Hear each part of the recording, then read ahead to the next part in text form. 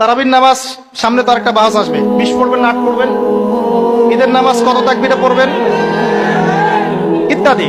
যে মাসআলাগুলোকে নিয়ে সাহাবায়ে কেরামের যুগ থেকে শুরু করে ইখতিলাফ চলে আসছে, এগুলো নিয়ে আমরা কিয়ামত পর্যন্ত ইখতিলাফ করতেই থাকবো। বলেন ঠিক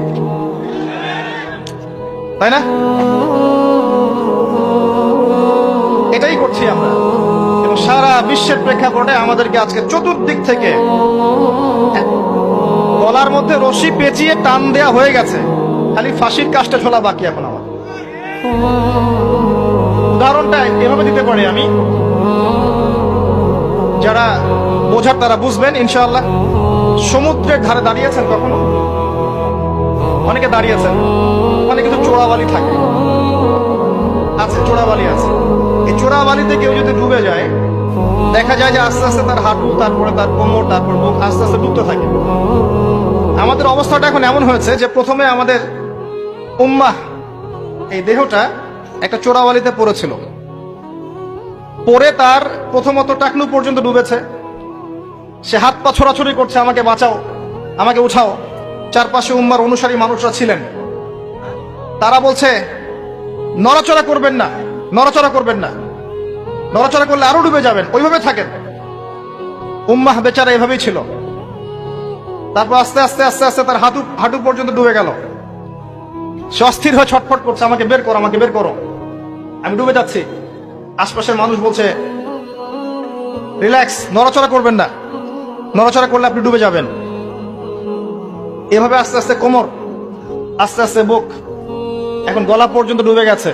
এখনো উম্মাহ চিৎকার করছে, আমাকে বের করো, আমাকে বের করো, আমি ডুবে যাচ্ছি। আশপাশের মুসলিমরা বলছে নড়াচড়া করতে যায় না, নড়াচড়া করতে যায় না, ওইটাও ডুবে যাবে। কে টেনে তুলবে একে এখন? যারা আশপাশে আছে এই দুরবস্থায় এবং এই দায়িত্ব পালন করে নাই, আল্লাহ পাক অচিরে তাদেরকে সরিয়ে দিবেন ইনশাআল্লাহ, কোনো সন্দেহ নাই।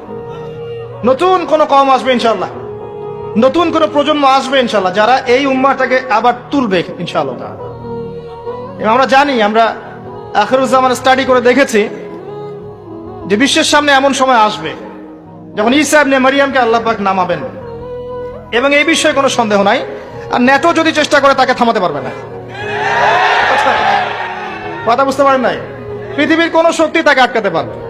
আল্লাহ পাক এটা বলে দিয়েছেন, সিরিয়ার দামেস্কের সাদা মিনারের উপরে 2 জন ফেরেশতার কাঁধে ভর করে ঈসা ইবনে মারিয়ামকে আল্লাহ পাক পাঠাবেন।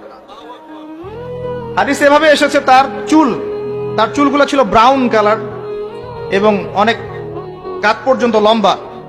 চুলগুলো দিয়ে টপ টপ করে পানি পড়তে থাকবে, দেখে মনে হবে মুক্তা ঝরে পড়ছে। এত স্পেসিফিকলি কোন কিতাবে বলা থাকতে পারে? কোন রিলিজনের মধ্যে থাকতে পারে ইসলাম ছাড়া? ইসলামই তো সেই রিলিজন যেখানে আপনি হায়েজ নিফাসের মাসআলা পাবেন, পররাষ্ট্রনীতিও পাবেন। অন্য কোথাও আছে? ঈসা ইবনে মারিয়ামের চুল দিয়ে টপ টপ করে পানি পড়তে থাকবে, এটা পর্যন্ত বলা আছে। এবং আল্লাহ পাক বলেছেন, তার রাসূলের মাধ্যমে জানিয়েছেন সাল্লাল্লাহু আলাইহি ওয়াসাল্লাম, যে ঈসা ইবনে মারিয়াম প্যালেস্টাইনের বাবেলুদ নামক জায়গায় মাসিহুদ দাজ্জালকে হত্যা করবে ইনশাআল্লাহ। এবং এখান থেকে, ওই জেরুজালেম থেকে তিনি পুরো বিশ্বে ইসলামী খেলাফা বাস্তবায়ন করবেন। এটা কত বছর পর? এটা ননসেন্স প্রশ্ন। এটা কত বছর পর? এই প্রশ্নটা হচ্ছে এমন প্রশ্ন যে আদম আলাইহিস সালাম আর হাওয়া আলাইহিস সালাম যে গাছের ফল খেয়েছিলেন, ওই গাছের নাম কি?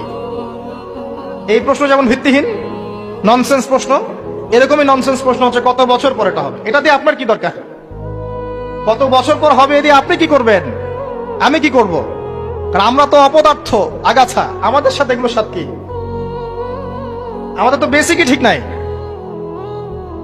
ঈসা ইবনে মারিয়াম এর হাতে আল্লাহ রাব্বুল আলামিন 40 বছর পৃথিবীর খেলাফা রাখবেন ইনশাআল্লাহ তাআলা। তখনকার যে প্রজন্মটা থাকবে, এই প্রজন্ম ইনশাআল্লাহ ওই চোরাবালিতে ডুবে যাওয়া উম্মাহকে টেনে বের করবে ইনশাআল্লাহু আযজা ওয়া জাল্লা।